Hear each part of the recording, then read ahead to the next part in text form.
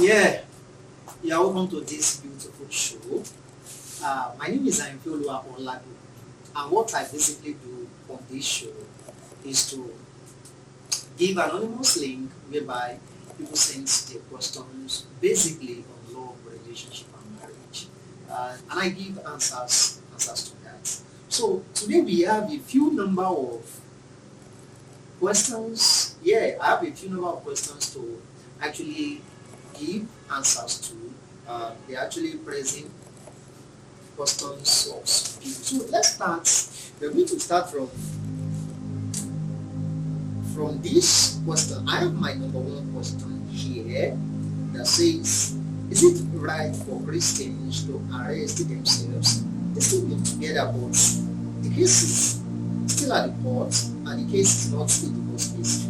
Will they still work in church? Okay, so what I actually perceive from this question, or what I can actually say by this particular question, is that it's right for Christian couple to arrest themselves.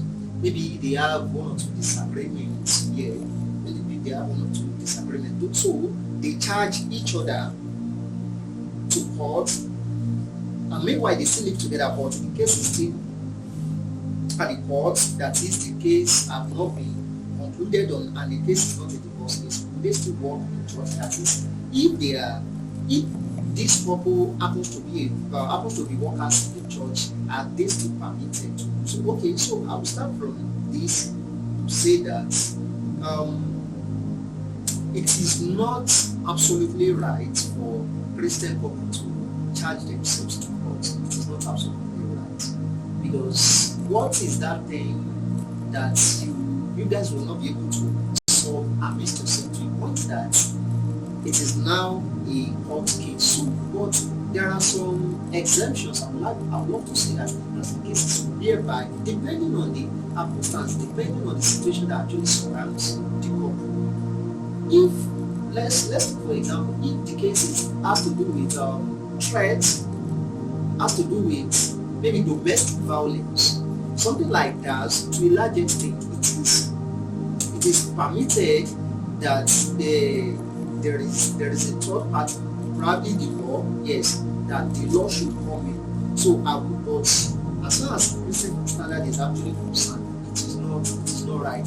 And there is something about that Apostle Paul actually said about that as far as Christians are actually concerned. In 1 Corinthians chapter 6, I want to read that for us. 1 Corinthians chapter 6, Apostle Paul actually says something like that about Christians charging themselves to court. Not even Christian people, but Christian in general now.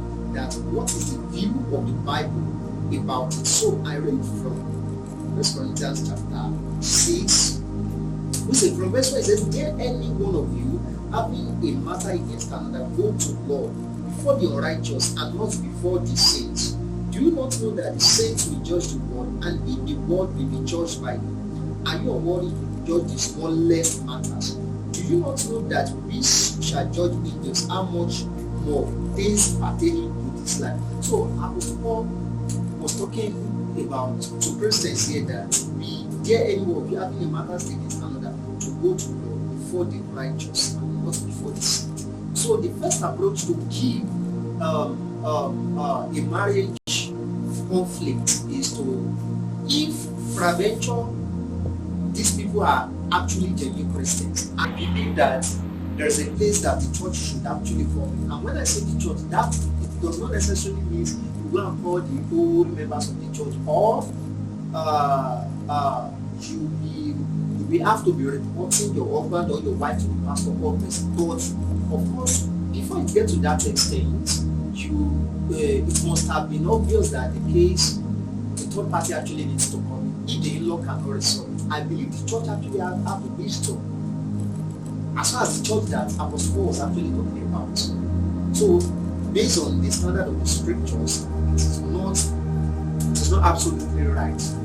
It is not absolutely right. But in some cases, it just have to come. Or shall we talk about the case whereby I am not actually encouraging divorce, anyways, but let's look at the case whereby there is domestic violence, And what the pastor is also saying is that the wife should keep enduring, or the husband, as the case may be. Because there have been some cases whereby it is the wife that is that is beating the husband. So, and the pastor is actually saying that one of the parties should keep enduring. Who knows if in the process of endurance, his life will actually go for it. So in this case, I feel the law has to just have to come in. So that's what I will. Would there still be a worker in the church? For the fact that you have a matter against one another does not mean you should be suspended from being a workforce. Although it depends on whichever the matter is. So that's all about that. And okay, I'll go to the second question. So I on the second question is like a 2-in-1 question. It says, is there a limit to what religion can say in marriage? Obviously, yes. There's limits to what religion can say in marriage. And in marriage, who should we obey? The government or religion? Is there a limit to what religion can say in marriage? And in marriage, who should we obey? The government or religion? It's depends. But as a matter of fact, God is okay. I can say in terms of religion. Let me take Christianity for example, because the person did not specify its religion. But let's take Christianity. Let's use Christianity as a case study. So God happens to be the founder of marriage. He happens to be the founder of marriage. And I would just say that Christianity or God himself, you can change the word religion. God himself has the final say. Yes, has the final say. As far as marriage is concerned, God himself has the final say. I don't want to use the word religion because there is a limit to which religion can take one far in life. And the role of government as well. The government is actually playing beautiful roles as far as marriage is concerned. And of course, in the case whereby you as a person you do court with, you don't have option that to actually obey the constitution that actually guides that land as far as what marriage is concerned. So we are meant, depending on whatever the situation is actually, but obviously we are meant to depend on, we are meant to obey God most in marriage. God has the most finance. God has the most finance. Why? Depending on the kind of marriage. Of course, just because you do not do hot wedding now, and you now start to engage in domestic violence, you are beating your wife. Of course, the government will step in, because as far as we are concerned, or as far as governance is concerned, the citizens are properties of the government. So you can't just be mismanaging your wife is a property of the government. So you can't just be mismanaging your wife just because you feel like, okay, it's my wife, I paid a bride price or something. No, the government will actually fight against that. So both God and the government, because the government, based on what the scriptures also make us to understand, that we should obey all authorities. We should obey higher authority. We should obey the government. We should submit to them. So that literally means that one of the system of the kingdom that God actually put in place, as far as human relationship is concerned, is to put government above its citizens. Above its citizens. So both God and government actually have a say. Yes, they actually have a say. And I cannot really say this is the limit to which God has to say or the government has to say. God is superior over the government, and of course, it depends on how the constitution of the land is. that will determine the limits to which the government can go. Okay, so I will not be saying much. I have the last question that is, this one is kind of complicated. It says, good morning, man of God. My question is, what is happening, or what can one do when you pray and God shows or tells you somebody is your spouse, but before you know it, the person is engaged, and the one that comes on the ground of and said he also pray, and said he also pray, God is not approving it.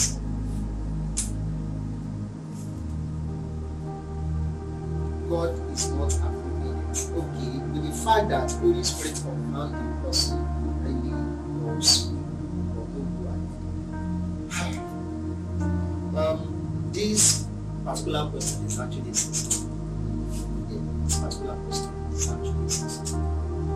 It's saying, the person is saying, pray to God, and God shows you, tells you this particular person. Let me use this particular person, this particular sister, this particular lady is your wife. And before you know it, the sister is engaged, but the other people coming. Okay, let me use it, because it seems like it's the handwriting of the female, because the person said other people that are coming on the ground will definitely be a female. So let's say you pray to God as a lady, that God shows you a brother, that tells you a brother is a wife and is your husband, but the brother is not saying anything. And for you to know it, the brother has gotten engaged with someone else, and others that are coming on the ground of God is not approving it. So what can you do about that? Well, what I can actually say about that is this kind of thing also is, number one, how sure are you that the person, what God has actually destined for you and the person is marriage? Like, how sure are you? Because one thing about the prophetic is that if somebody is not able to have the deep knowledge of the scriptures, and there's one thing for you to have the gift of seeing and gift of hearing, and another thing for you to have the gift of interpretation. So in most cases, where the mistake comes from is that we're mistaking the interpretation of what God actually shows us, mistaking the interpretation at times. So number one thing is that one has to be sure that is this really is it marriage that God is really talking about? Is it marriage that God is really talking about, or something else? So that's number one thing that we need to figure out. And the second thing that we also need to take note of is that, okay, the brother is not saying anything and all of that, and he's not engaged to someone else and all that. I would not say you should start praying that God should start that relationship. In this case, what you should just start praying about, God, let your will be done. That's just it. Let your will be done. Let your will be done. Don't be too obsessed about that. Of course, I know that such brother may actually be your spec, and now so even if that brother is not your spec, there are some people that the will of God is a desire. As far as this is what God wants for them, they easily grab it. They can easily fall in love with whatever God shows them that, okay, this is what I want to do. Even though it's originally and in the first place, the initial stage, it is not the desire. So I understand from that angle as well. But nevertheless, what you are meant to do is to just keep praying to God that, Lord, let your will be done. And one has to be very careful so that the brother does not become an idol in one's heart. And another thing is that the concept of, I will use this opportunity to correct the concept of one man, one woman, one man, one woman. The last time something like that happens, although it depends on the kind of thing.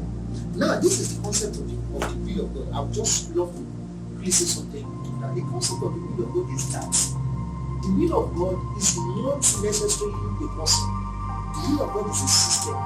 That means the will of God, when we are talking about the will of God, it means there is a kind of system that actually that goes in line with your destiny fulfillment. Those systems, those qualities, those characters are now embedded in the man. And those qualities and characters are now embedded in the woman. So God in his wisdom knows how to connect you to a person that has that character, but it does not mean it is just one person that has those qualities, that has those possibilities. No. The concept of the will of God is not limited to a man. The will of God is a system. The will of God is a system embedded in a man or in a woman in order to complement the personalities as far as marriage is concerned. And at times we make some mistakes that for the fact that somebody is good for you in friendship does not mean that person will be good for you in marriage. So that's how you actually understand the will of God. And for you also to understand the will of God, you must understand yourself. Who am I? What's my temperament? What's my mission and vision in life? Do you get it? So what I would just say is that the sister should, since the brother is engaged, there's nothing you can agree. There's not so much you can do. What you just have to do is to go back to God. Go back to God. Ask God questions. It may be that in the equation you as well, you actually got something wrong. Maybe from the fact that it is not about marriage. Do you get it? So that's what I would just want to say. So that will be the end for today. Thank you so much for listening. In case you want to follow us, you also want to send your question, as I believe that you have so much blessed by some of the answers given to this question, because some of these questions are actually the activities of some people. They are questions that they are looking for ways by which they can get the answer. Yes, you actually want to reach out to us, whereby you want to send your questions. Can you use the number on the screen? Just text hello. Just text hello to the number. Hello to the number. So we have our WhatsApp channel, we have our Telegram channel, and also many other social media. Thank you so much.